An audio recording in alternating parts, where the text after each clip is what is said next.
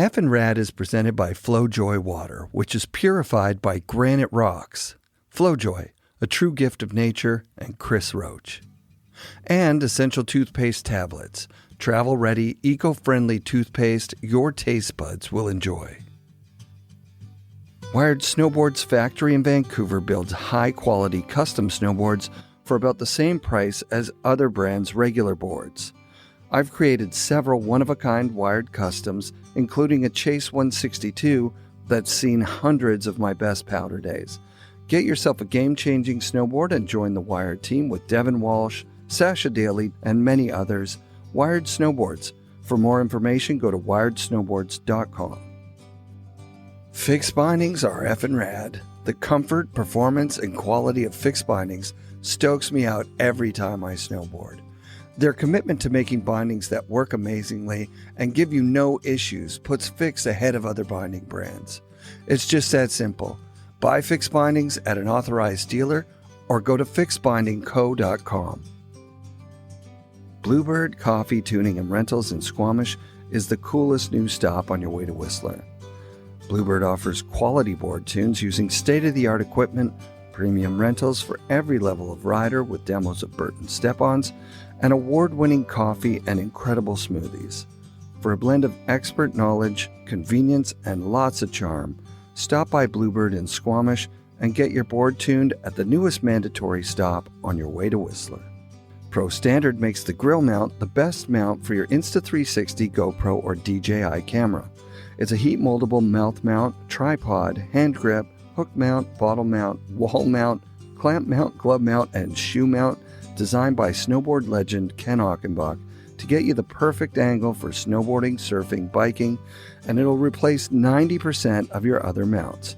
Use code FNRAD to get 20 off your first order at prostandard.com. Anon snow goggles enhance and protect your vision with unmatched optical clarity. Anon's Magnatech quick lens change technology allows you to swap lenses with ease. All Anon goggles are engineered to deliver no fog days and pair perfectly with Anon helmets and MFI magnetic face masks. Get yourself the best goggles at an authorized Anon dealer near you. Support also comes from our friends at the Boardroom Snowboard Shop. Check out boardroomshop.com and use code FNRAD10 for 10% off regular priced items and FNRAD5 for 5% off sale items. 1910, the collaborative artworks of Jamie Lynn and Scof. FNRAD 20 saves you 20% off at 1910.com. New Greens, the superfood green drink sourced from American farms. Use code FNRAD for 20% off at newgreens.com. I want to thank DeKind Snowboard outerwear, travel bags, and backpacks, Rip Curl's Anti-Series outerwear, and our friends at Mount Seymour, Grouse Mountain, and Cypress Mountain for their support. Duncan Howat is FNRad's first octogenarian guest. Duncan's been running Mount Baker since 1968 with help from his family and countless staff members. When he announced his retirement this year, his daughter and past guest of the show, Gwen, officially took over as Mount Baker's president. Duncan has the energy of people half his age, and he's been integral in creating the unique vibe at Baker that many hardcore refer to as the beating heart of the snowboarding community. He was there for the first Baker Banked Slalom in 1985, and 40 years later helped build the 36th race course, adding a crazy turn in the finish to take out Ken Ock, who was at the very first race and took home bronze at this year's race. I'm going to start with the celebration of Duncan at the awards ceremony from the LBS and let it run right into our interview, which covers some of the same ground, but is definitely worth hearing twice. This year marks a bit of a turning point for Mount Baker ski area. Tonight, I'd like to honor the person who helped found the Banked Slalom. It was his idea with Tom Sims, and he's obviously played a very important role here at Mount Baker. But in May, my dad, after 56 years as the general manager and president here at Mount Baker Ski Area, retired as the president. I'm now president and CEO of Mount Baker Ski Area. Right now, what I'd like to do is talk a little bit about how my dad, Duncan, influenced the sport of snowboarding, and to help me do that, I want to hand it over to Pete Sari, who is co-founder of GNU and LiveTech with Mike Olson, longtime friend of mine, and he's been here in it with us from the beginning. Well, I don't feel worthy. I'm looking over at Duncan over there, and when Mike and I were kids, we started building snowboards in Seattle, and we were able to ride Snoqualmie Pass. The manager there let us ride, and then in the early 80s, they cut it off, and both Mike and I had quit school, and we were just kind of sitting looking at ourselves going, where are we going to ride? And what are we, is this going to be real at all? Or is snowboarding even going to be a thing? And Duncan, not because of us, just because he knew what he had here, and he believed in snowboarding, and people like Jeff Fulton and all the Baker local hardcores of that day opened the mountain to snowboarding. And cautiously, we had to take tests to get on the lifts. Carter Turk tested us, and I remember being scared of that. And then they've made some improvements at the resort here over the years. The ramps used to be just absolutely treacherously huge and steep, and so you actually did need a test to see if you could get down those things. But anyway, Duncan had a vision. He knew what he was holding here. He knew what the mountain was about, and he knew how great the snow was. And he offered that gift to us, and for me, it's been my life, you know. And so we've been coming up here and enjoying it. The snow's better up here and deeper than it occasionally is at Snoqualmie. And anyways, we made this board for Duncan. Glenn talked to us, and he basically, the reason you guys are all here, and kind of the spark of snowboard. Mount Baker's more than just a ski area. It's the spark. Everything that everyone loves about snowboarding is here. The people, and it's not corporate. It's the real deal's out there. The gnarliest stuff you could ever find, and the happiest smiles and the friendliest faces. And it comes from Duncan's vision and his family. This is a family-run operation. When we first started coming up, Gwen and Amy, we sponsored Amy, but Gwen and their whole family, Bunny and Gail and all, they took us in and were so kind to us. Duncan, we were always scared of Duncan. That's his family, and he's got a little Clint Eastwood, and we respected him. He's like my father. Matt Cummins and I got caught. We had ducked some rope and got caught by Duncan at the bottom of the canyon, and I still feel the shame. And so, anyways. I'll give it back to Gwen, but thank you, Duncan, and all of snowboarding. The spirit that lives here is kind of what spreads around the world and makes all of us, I love coming here to see all the froth, because there's snowboarders out there, and then there's Mount Baker Banked Slalom frothy snowboarders, and everybody's riding about twice as fast as they should. They're all coming off the arm, and they wish they hadn't eaten crashed on the course. And so they're running through my kids at triple the speed they should be. But anyway, the froth here is so real, and this is what snowboarding is about, the passion, and it's so fun to see the happy faces. But we owe it all to him and his family, and I'll let Glenn take over. So the racers assigned this for you, this custom board right here. It says the Mount Baker Legendary Duncan Howat. And I don't know if you would notice, but my dad is not without his puffy coats. So we got him a puffy banked slalom jacket.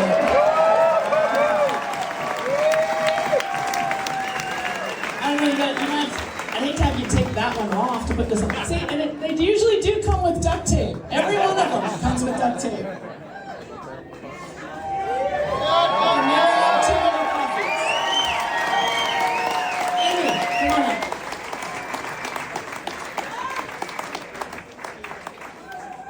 I'm going to have him tell you a little story, because he doesn't tell stories very often, but I'm going to have him tell the story of when Tom Sims gave Amy and you the snowboard, and then how you started the banked slalom, because here we are, and it's time to do that. Well, Tom Sims gave the board to Amy, and it was sitting around the apartment, which we have up in the lodge, and I thought, well, I'll give this a try. I had a pair of old Sorels, a little bit of duct tape, and I went straight off of chair 2. I was a pretty good skier, too. and went straight down the hill. And right at that moment, I knew that snowboarding was fun and had a great future. And so that's why I moved forward with it. And I had to fight, and you probably heard some of these stories, I had to fight with the other ski area operators, which I probably shouldn't have, because it just took business away from us.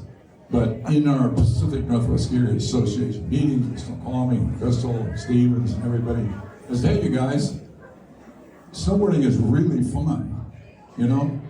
And so they kind of listened, and then Snoqualmie started, then Stevens, and then eventually Crystal and White Pass, and that's how it spread.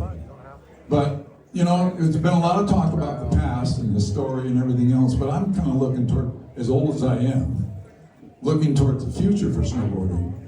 And there were people saying, you know, we were talking about, oh man, it'll be 40 years here, pretty soon we'll be putting on this race.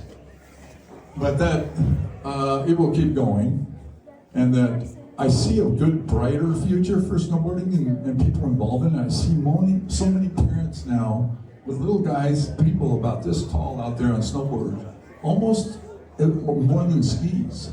So it kind of goes back and forth between skiing and snowboarding.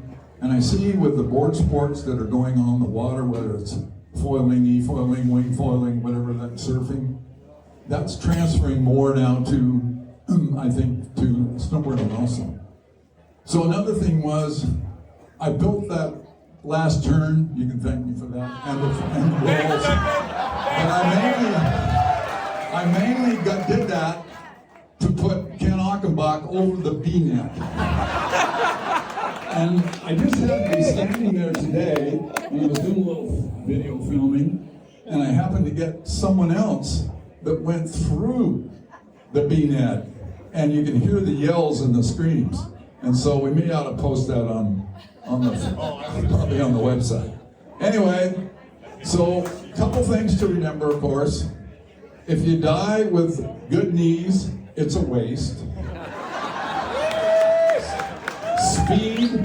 Speed is safety, right? For sure. And you guys that are getting older, those, and women, those who go slower win, okay? For sure. And the last thing in racing, you can't get out of trouble until you get into trouble. Thanks, everybody. Thanks, Amy and Glenn. Pete, everybody.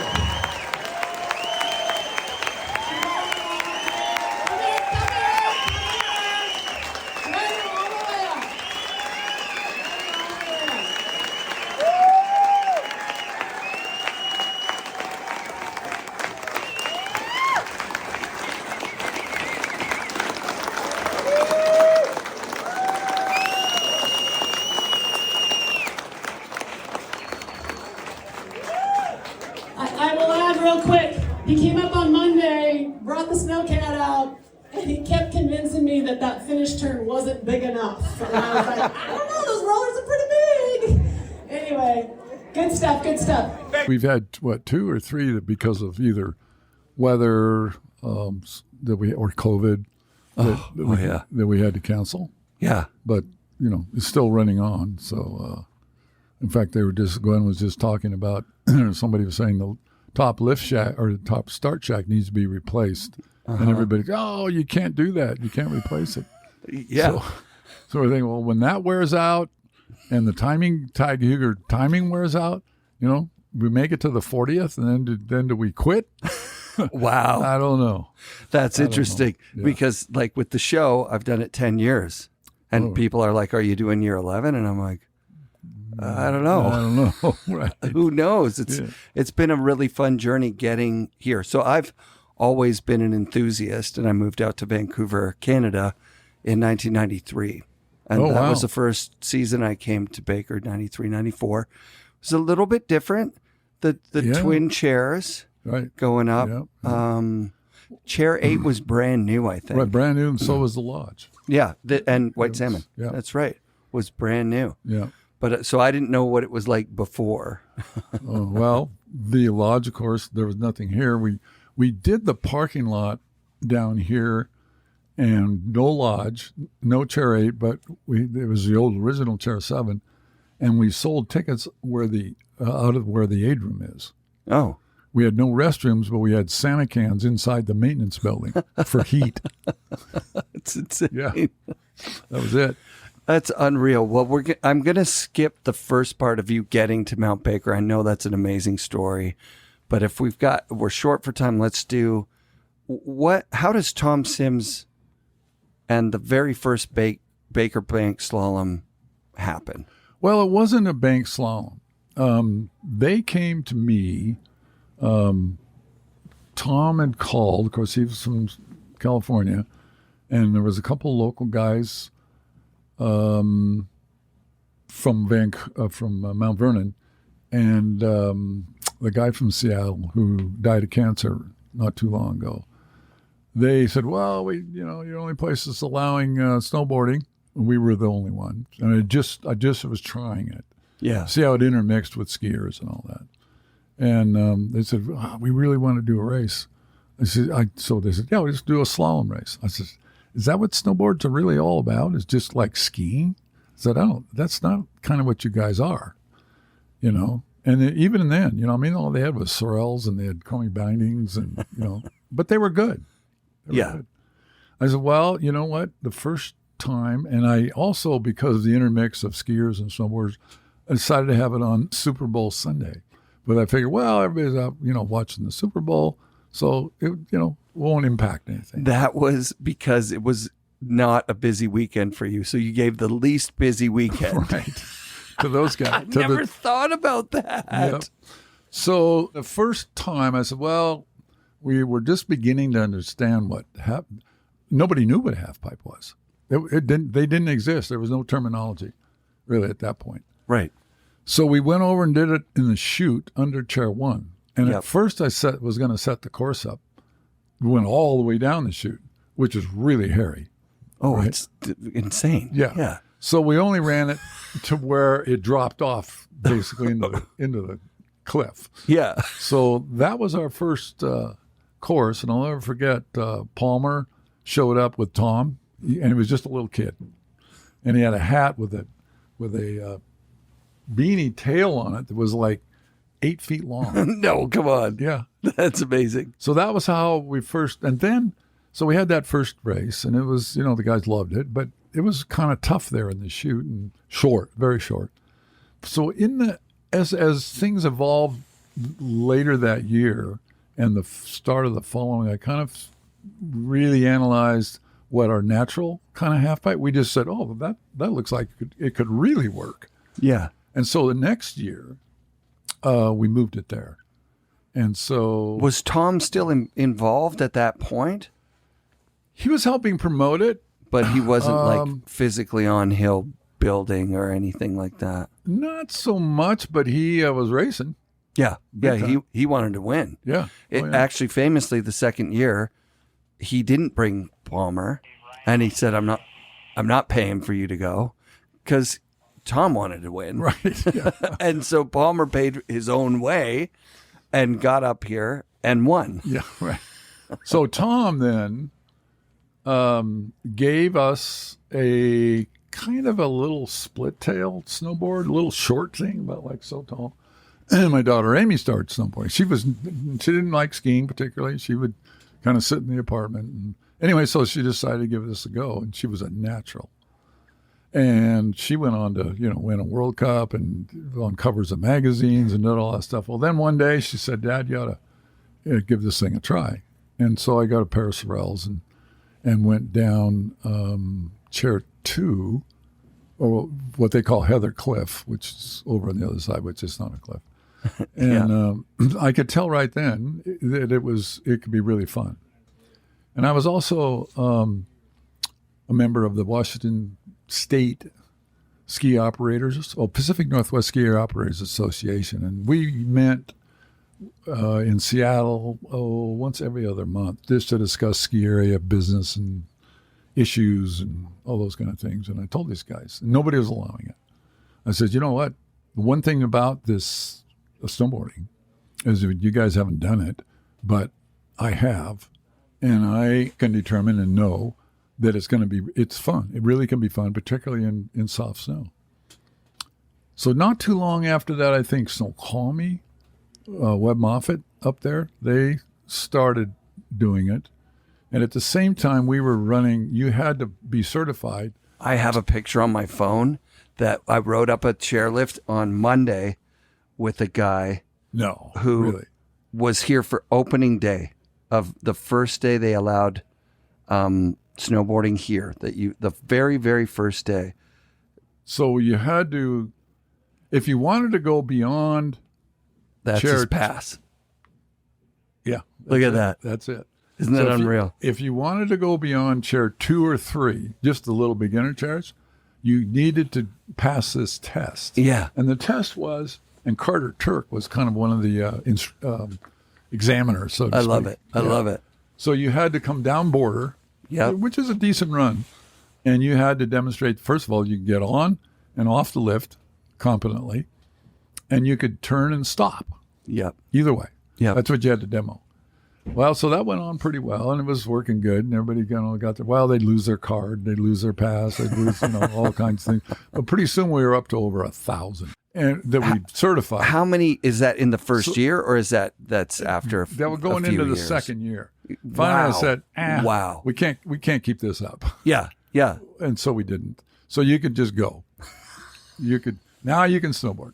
But we were having interactions with skiers and snowboarders, and when the patrol was, mitigating situations. What? Like just like people just being upset, being cut off, skiers being cut off and blindside. On the snowboard, you got a blindside. You do. And but it slowly worked out, and then as other areas started opening up. Stevens did then. Crystal finally took them a little longer. White Pass, Meadows, and then I think it started going into the Canadian areas. Absolutely. I'm trying to think when they Cypress was first, and Cypress was yeah. about 1987, I think. Yeah, it took a while. Yeah, it took a while. When was the trial year? When was the first year for you guys? You know what? I can't even remember. Probably 84, maybe, or something. 85. Before that. Oh wow! Because some of the guys from Mount Vernon, the Craig Kellys, Donnelly, those guys were up here sleeping in their cars at night. Right. And they were before that time, but it would only be 3 or 4 of them. Right, because the first bank slalom's 1985. Is that right? Or 84? Right. I can't remember. Anyway, they were before that. They were here even before that. Yeah. And would they climb up at night and wait for the first light and then ride down, or would they ride in the dark? No, they just didn't want to drive back and forth, and so they didn't sleep in their cars. That's amazing, actually. It's cold up here. And there was a guy that what was his first name? They call him the White Tornado. He wore a Tyvek, pure white, one piece, painter's deal. Yeah. Real thin. You know how they are. Totally. Yeah. You disappear in them, just pure white. Yeah. He still comes around, but, it's kind of a little bit crippled up. Was there some challenges with allowing snowboarding that put it at risk, where you were like, you know what, maybe this isn't for us? In those first years? No? Not really. Not here. People were too great. The beauty of it is it wasn't hard. We don't have the hard pack that a lot of areas get. Right. And so the snowboarders were able to really control themselves. Yeah. If you've got soft snow, if you've got powder snow, it's pretty easy. If you're on ice or compact snow, that's the boards had to catch up technology-wise. Yeah. And then, of course, Mike Olson and his partner, they started, Pete, started coming in. They were sponsoring Amy big time. Oh, right. She was on Canoe. That's right. Yeah. And then Gwen managed the team at some point, too. She did. And then she and Amy, went to Europe a couple different times and raced. And all over the U.S., actually. Yeah. So as things started. While your girls are out racing in Europe, Are you, obviously you're busy working here. Right. You're not following them around. No, I never did. Yeah. No. Yeah. But you're super proud of them, obviously. Oh, yeah. And then having them up here. There was a scene here right away at Mount Baker. And Baker's very... There was. Well, the MBHC, the Mount Baker Hardcores, those guys then became a little protective of their little runs and their areas, and if you weren't up to their speed, and it kind of got to be a little cultish.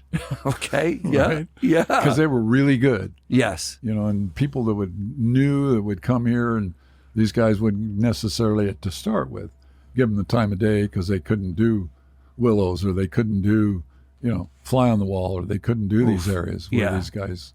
Because there's no other ski area in North America that has a fly on the wall inbounds like that.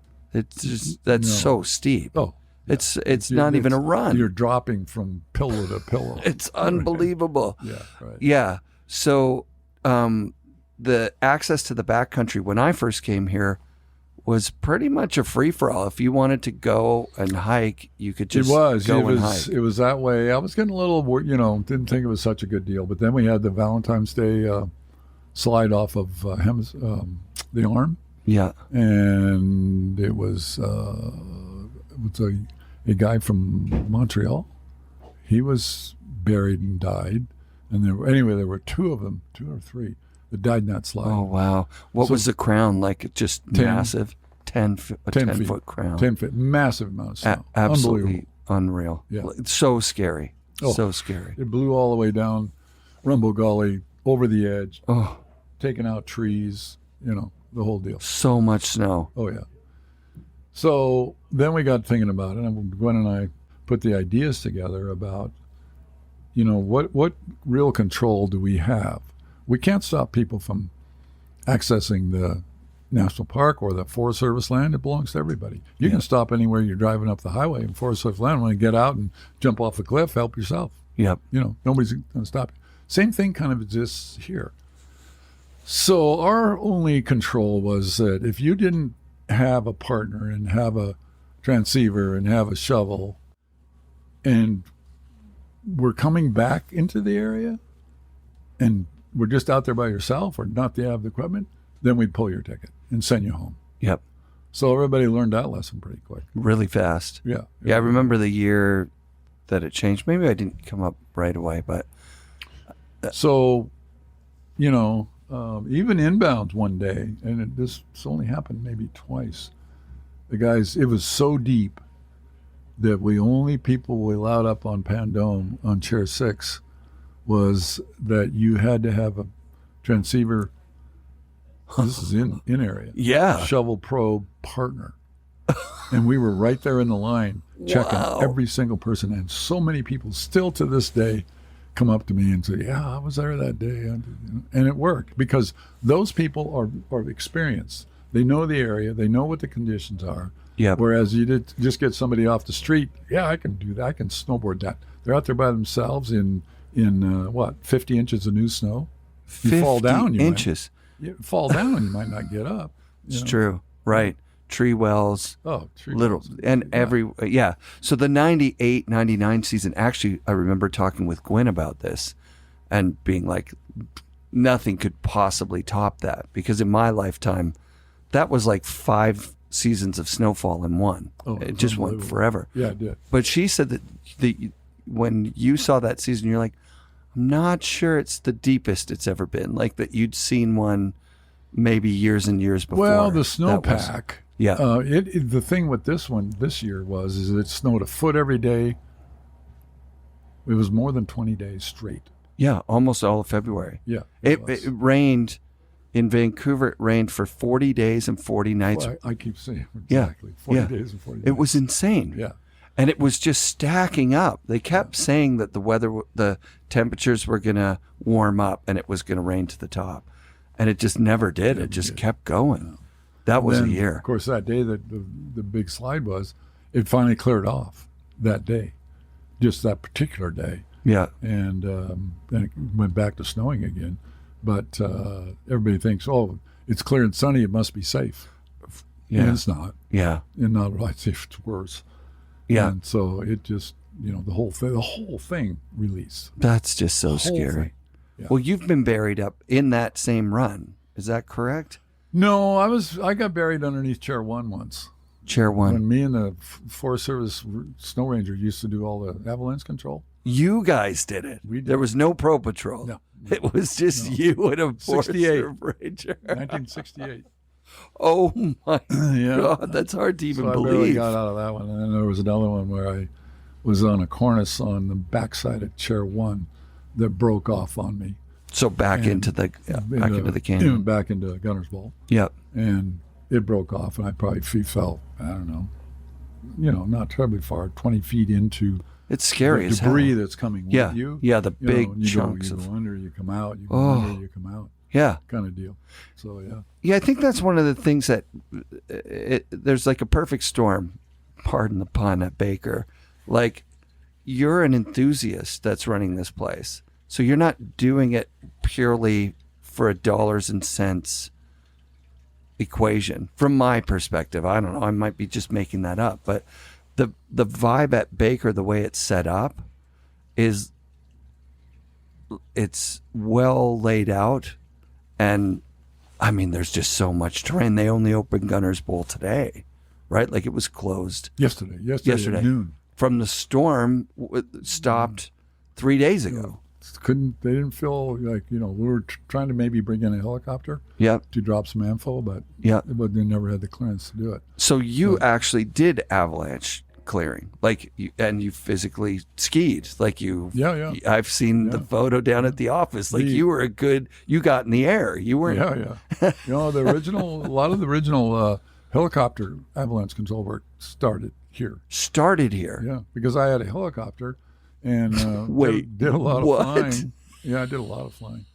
And You have your pilot's license, your helicopter Oh license. yeah, I kept it at the house, and then I'd fly up here sometimes. Would you fly people and drop them on top of stuff? Let them Once in a ski it? while. Wow. Yeah, once in a while. What happened to the chopper?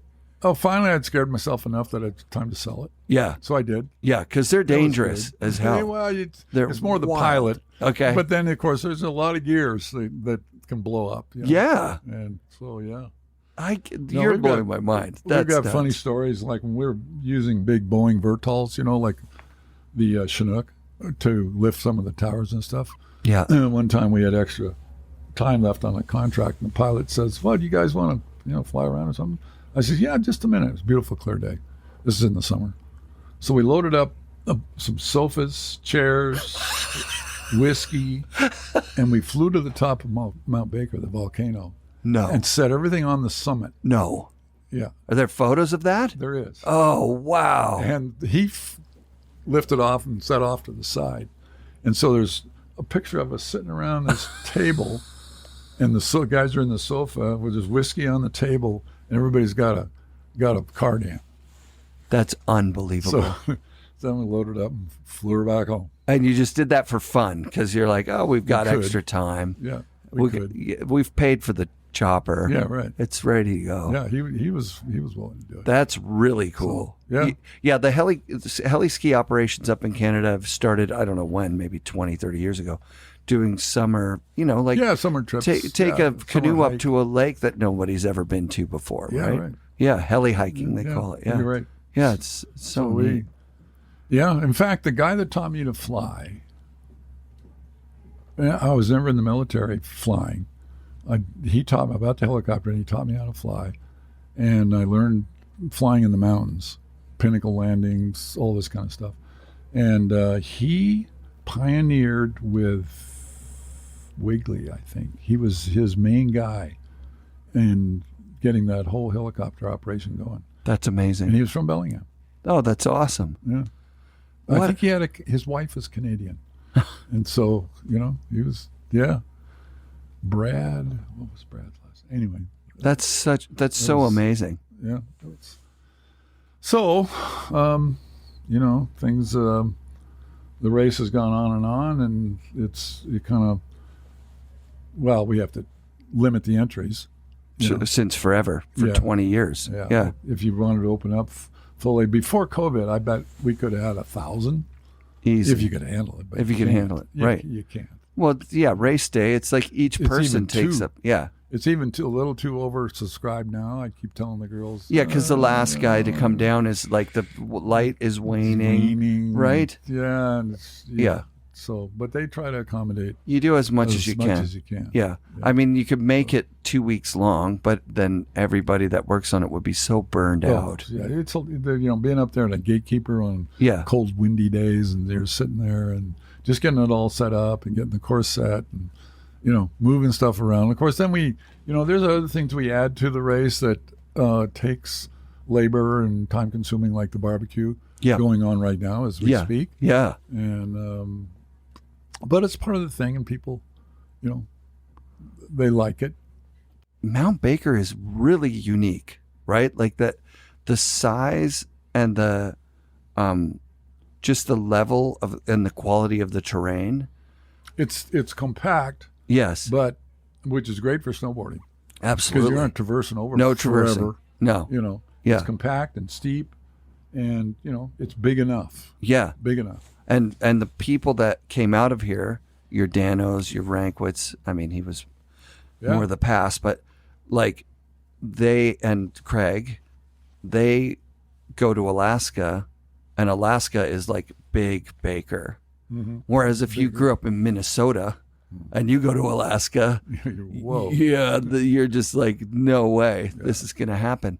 But the more unique thing is that this isn't like a giant Whistler, Aspen commercial operation where every surface of every thing is covered with some advertising and where you're paying for parking and you're for parking. The paying for parking is now just par for the course. It's insane. $20 pay your money. Isn't that nuts? Right. But we really do have you to thank for that, right? Well, and Gwen. And Gwen especially. Gwen struggles hard to try to keep things within a reasonable price range. The balance, so we sell Pepsi. Yep. And have the fountain type Pepsi dispensers. Yeah. And Pepsi, when they supply the machines, they give you the machines, but they want their whole logo thing across it. Yeah, of course. And so we said nope. And so we made them take the Pepsi logos off. Wow. And we had, for a long time, we had pictures of scenes of the mountain. Yeah. On that. But there were people who want to put advertising on the towers and of course all that kind of stuff. That's everywhere. Sell it. Yeah. But we decided not to. It's a source of revenue. So right. So max out. You guys just get and you think about the bank slalom the year that it was like NBC wide World of Sports or whatever, and it was a nightmare, from what I understand. Well, we've had big sponsors want to come in and sponsor, but the problem is we've seen it, is that they're here today, gone tomorrow. Oh, absolutely. So they throw a bunch of money at it. Big deal. Yeah. And it's interesting. I was talking last night with a friend who comes over from Germany with his daughter now. He was just a younger guy, and Peter Bauer's his name. Oh, I love. Of course, you carve. He's a famous. He's famous. Very in famous. Germany. Yeah. Oh yeah. Oh, and he's famous over here. Peter Bauer, Peter and Jean Nerva. Yeah. Oh, rest in peace. Well, anyway, now he has, of course, a daughter. Yeah. And she's 15. Yeah. And it's her first time here, ever. Rad. And she's in the race, but she crashed yesterday. Yeah. Didn't make it. Didn't make the cut. But today, she was really kind of, last night, she's staying with us. Oh, nice. And she was really kind of, come on. That's a long way to come for a 15-year-old. And the pressure up top was insane. Huge. It's huge. Just insane. When you're in that start shack. And so today, and I haven't seen her, but I talked to Amy, and first they didn't think she made it because she did do a little crash or something. But they said she's the last one to make it. So she made the final. She made the finals. Yeah. She made the cut. Peter had the fastest time in his group. Oh, of course. He's so fast. Yeah. He was a World Cup racer for a long time. Yeah, right? And that's incredible. I love that you call him a young guy because he's a little older than me, I think. So I haven't seen her, but she's got to be either on top of the world or scared to death. Right, to have to take another run, right? She has to go again tomorrow. It's amazing. 2. It's so cool, man. The thing about the bank slalom is that the format is good. The same course runs for the juniors all the way up to the pro men's. Yeah. It's incredible. It gives the younger people a real experience. Yeah, did you ever build a board across up here or anything like that? No, That's a lot of work, never right? did. It's more is, and work. it snows so much that everything just gets buried rather quickly. Yeah. No, we never got into that. We never, we had a man-made half pipe for I'm trying to we think, took it out when was last that? year. Where was it? Just under chair 7 as you came almost to the bottom. Yeah. It went off to the right. Yeah. Yeah. So we took that out. No, we'd figured, what I've always thought, that people always did terrain parks and all these kind of things. The whole ski area is kind of a terrain park. Yeah. You know? Yeah. We're We're putting that little feature park over there with a few rails and a few this, a few that. If there's not fresh snow, then you go over there and dink around. But in general, the ski area, once you get to kind of know it, yeah, there's side hits everywhere and huge jumps actually just tucked away. Right. Yeah. So, that part of it is good, and and we're kind of remote. The other thing is At the end of totally a off the road, grid, in the middle of nowhere. no public power, no right, nothing. right. So you guys are now putting in a Jenny or something in the creek, aren't you? No, You're thinking about are just electrifying the lifts. Yeah, but we still have to generate the power to generate that electricity because there's no electricity. There's no service out here. here. Public utilities. So we're combining everything into one building over there in the parking lot, and it'd be a series of generators that depends on the load. So we're going to be more efficient, and you have to meet these new emissions and all this kind of stuff. Yep. So that's a big expense. Does it help the skiing? Not really. People aren't even going to notice it. But it's millions of dollars. Oh, wow. To do this. But it's, environmentally, it's the right thing to do. So right. We want to keep snow happening, right? Right. So I'd be remiss if I don't ask you this one last question. With your history, every snowpack, like you've witnessed every snowpack since at least 68. Yeah. Have you seen a big fluctuation, like something? Not really. What I've seen in the weather change, and I don't know if you ever read Cliff Moss, the UW, University of Washington weather prof and all that. Nuh-uh. He's got a podcast and a little website. It's called Cliff Moss. Yeah. And he's really very straightforward, doesn't buy into, throwing your hands in the air, oh my God, the world's going to end. Right. But he's real scientific. Yep. And what I've noticed is and other people have now too, but I noticed this a few years ago. The storms that do come in, there are bigger winds, there's more precip, and then it'll shut off. Quick. Just in Hawaii or something. Just hammers to the point of not being able to run chair 7 or not being able to run chair 2, or the winds go beyond what they used to do. Okay.